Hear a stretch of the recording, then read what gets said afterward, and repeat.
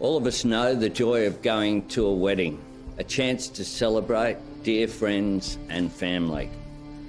They are some of the happiest times that you can have. A day of celebration ending in tragedy. Whatever the final toll is in this terrible accident, it will be more than we can bear.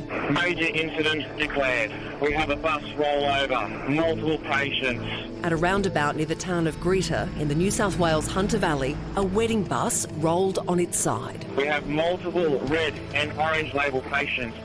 On board, 35 guests travelling to their accommodation in nearby Singleton late last night, having spent the day celebrating newlyweds Mitchell and Maddie. There was very thick, heavy fog, but you could see helicopters circling around with spotlights. The first responders met with a scene confronting and traumatic. As you can imagine, it was a fairly frantic scene. A number of passengers we were able to extract through the front windscreen of the bus. The driver, a 58-year-old local man, has been charged with 10 counts of dangerous and negligent driving occasioning death. It's not yet known if the passengers were wearing seatbelts. The coroner will have to look at that, and ultimately the driver will have to think about that for the rest of his life. Mitchell and Maddie had moved from Melbourne to Singleton in 2017, members of the local AFL team. I think today is a day to hug someone that you love and remember how precious life is. A tight-knit community today in mourning. We just have to be with everyone in the community and hold hands and make sure that, we're all keeping each other safe. For now, we're thinking of you. Australia wraps its arms around you, and Australians' hopes and prayers are with you on this tragic day. 10 News First reporter Alice Hogg joins us now. Alice, we understand police have now laid charges on the driver. What more do we know about that? Yeah, that's correct. This 58-year-old man is a local man from Maitland. He spent all day at Cessnock Police Station, and just a short time ago he was charged with 10 counts of dangerous driving as well as negligent driving. Now, police say what will be central to their investigation is the evidence that they receive from survivors of this crash over coming days and weeks. This man, though, a 58-year-old driver, will be facing court at Cessnock tomorrow, and tonight he has been refused bail.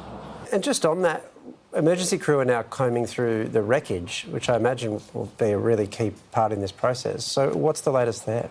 Well, look, one of the really difficult tasks for emergency services today has been combing through that wreckage and also beginning that job of identifying some of the victims. The bus, of course, rolled, trapping some of the victims underneath it, and so it has made that job of identifying those people more complex. We've heard police appealing for assistance from the public today should they fear that any of their family members or friends may have been on board this bus or involved in the crash to come forward. But that's been sort of one of the real focuses for them today, trying to identify as many of these people as they can. Oh, Alice, this is such a devastating story on so many levels, and we know that many of the first responders are local to the area. Do we know how they're doing? It has entailed an enormous effort from emergency services. We know that more than 60 paramedics and doctors were called to the scene last night. And we also know that when they first started arriving, they didn't know how many people needed assistance, but they could tell that it was indeed a very serious incident and that they needed further backup. Their efforts have been commended today by the Prime Minister. He was pretty emotional when he was speaking earlier. And we've also had some commendations from the New South Wales Premier as well when commenting on the response efforts made by these paramedics and police officers as well. Alice, what about the wider community? How are they reacting to this awful accident?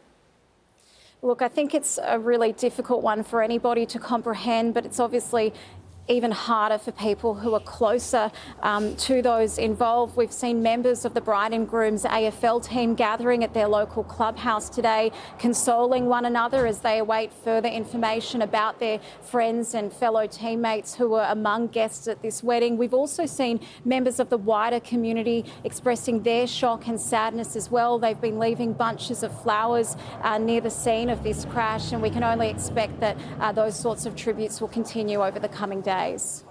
Alice, thanks so much for your time tonight. Thank you.